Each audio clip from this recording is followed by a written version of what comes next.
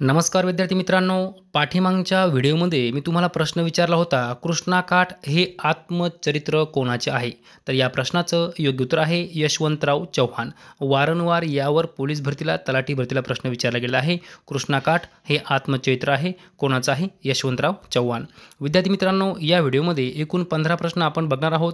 असे काही प्रश्न आहेत जे वारंवार परीक्षेमध्ये विचारले गेलेले आहेत. त्यामुळे व्हिडिओ शेवटपर्यंत पहा.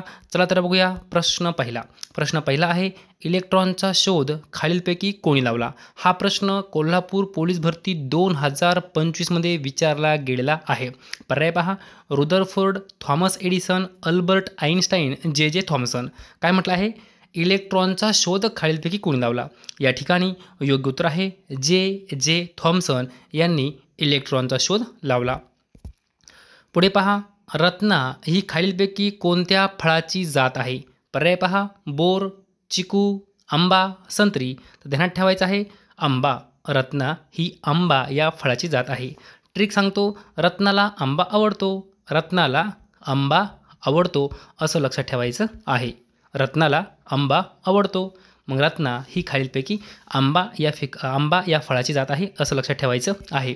पुढे पहा, जपानमध्ये इंडिया इंडिपेंडन्स लीगची स्थापना कोणी केली? जपानमध्ये इंडिया इंडिपेंडन्स लीग स्थापना कोणी केली? पर्याय पहा, दादाभाई नौरोजी, रवींद्रनाथ टागोर, चंद्रशेखर आझाद आणि रास बिहारी बोस. प्रश्न महत्त्वपूर्ण आहे. या प्रश्नाचं योग्य उत्तर आहे रास बिहारी बोस यांनी इंडिया इंडिपेंडन्स लीगची स्थापना केली. कोठे केली? लक्षात ठेवायचं आहे, जपानमध्ये केली. प्रश्न महत्त्वपूर्ण आहे. पुढचा प्रश्न पहा, गदर पक्षाची स्थापना कोणी केली? सर्वांना उत्तर माहिती पाहिजे. तलाठी भरतीमध्ये हा प्रश्न वारंवार विचारला गेलेला आहे.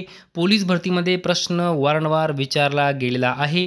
जे प्रश्न परीक्षेमध्ये विचारले गेलेले आहेत असेच प्रश्न आपण व्हिडिओमध्ये घेत असतो. पहा, गदर पक्षाची स्थापना कोणी केली? योग्य उत्तर आहे लाला हरदयाळ.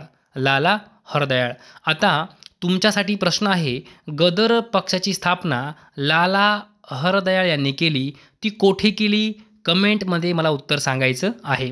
पुढचा प्रश्न पहा, डिसेंबर 1929 मध्ये लॉर्ड आयर्विनची गाडी उडविण्याचा अयशस्वी प्रयत्न कोणी केला? अयशस्वी प्रयत्न कोणी केला? पर्याय पहा, चंद्रशेखर आझाद व यशपाल, अशफाक उल्ला खान, मदनलाल धिंगरा यापैकी नाही. तर या ठिकाणी योग्य उत्तर आहे चंद्रशेखर आझाद व यशपाल यांनी आयर्विनची गाडी उडवण्याचा प्रयत्न केला होता, परंतु तो प्रयत्न अयशस्वी झाला होता. आणि तो कधी केला होता हे आपल्याला माहिती पाहिजे. डिसेंबर 1929. डिसेंबर 1929 लॉर्ड आयर्विनची गाडी उडवण्याचा प्रयत्न केला. प्रयत्न अयशस्वी झाला. कोणी केला? चंद्रशेखर आझाद व यशपाल. पुढील प्रश्न पहा, जनरल ओडवायरची हत्या खालीलपैकी कोणी केली? प्रश्न महत्त्वपूर्ण आहे. वारंवार परीक्षेमध्ये हा प्रश्न विचारला गेलेला आहे. जनरल ओडवायरची हत्या खालीलपैकी कोणी केली? योग्य उत्तर आहे उधम सिंग यांनी जनरल ओडवायरची हत्या केली. पुढचा प्रश्न पहा, 14 तत्वांचा जाहीरनामा खालीलपैकी कोणी प्रसिद्ध केला? 14 तत्वांचा जाहीरनामा खालीलपैकी कोणी प्रसिद्ध केला? पर्याय पहा. उत्तर माहीत असेल तर कमेंटमध्ये मला उत्तर सांगा. तर या ठिकाणी योग्य उत्तर आहे वुड्रो विल्सन यांनी 14 तत्वांचा जाहीरनामा प्रसिद्ध केला. पुढचा प्रश्न पहा, महाराष्ट्राचे भारताशी लोकसंख्येचे प्रमाण किती टक्के आहे? प्रश्न व्यवस्थित वाचायचा आहे. काय म्हटलं आहे? महाराष्ट्राचे भारताशी लोकसंख्येचे प्रमाण किती टक्के आहे? पर्याय पहा, 2.4%, त्यानंतर 9.29%, 9.36% आणि 17.50%. मित्रांनो, जे काही पर्याय दिलेले आहेत ते पर्यायसुद्धा कन्फ्यूज आहेत. ओके, त्यामुळे व्यवस्थित पर्याय पहा आणि उत्तर सांगा. महाराष्ट्राचे भारताशी लोकसंख्येचे प्रमाण हे 9.29% आहे. किती आहे? 9.29%. पुढचा प्रश्न पहा, भारतीय राज्यघटनेतील कलम 81 खालीलपैकी कशाशी संबंधित आहे? पर्याय पहा, संसद, विधानसभा, राज्यसभा, लोकसभा. तर लक्षात ठेवायचं आहे कलम क्रमांक 81 लोकसभा.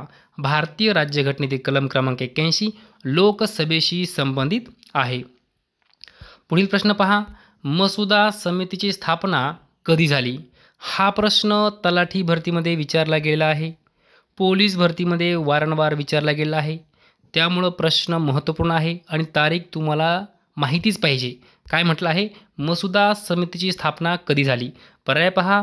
22 जुलै 1947, 29 ऑगस्ट 1947, 26 जानेवारी 1950 आणि 9 डिसेंबर 1946.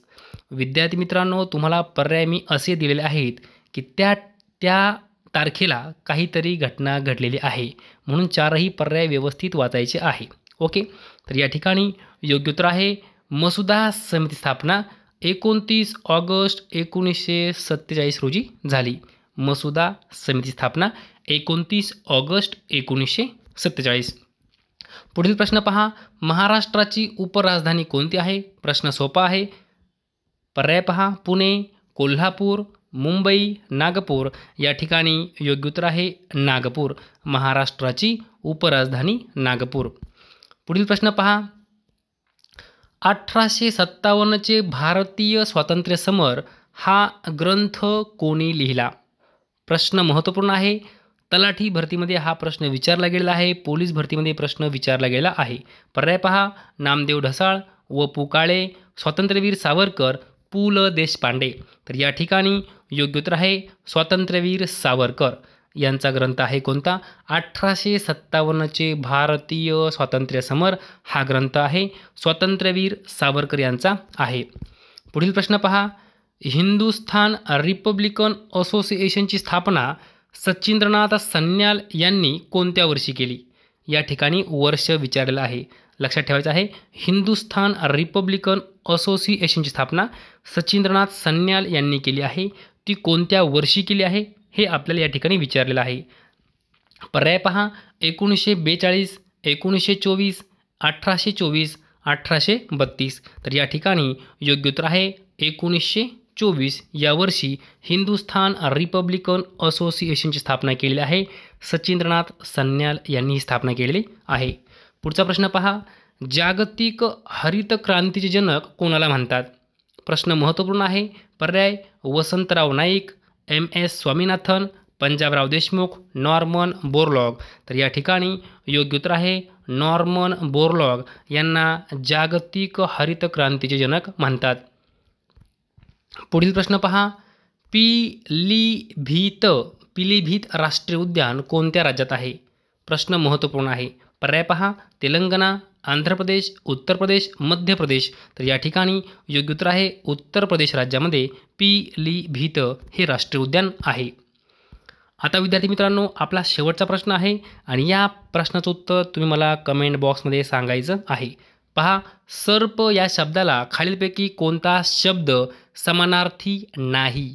प्रश्न व्यवस्थित वाचायचा आहे. नाही असं म्हटलेलं आहे.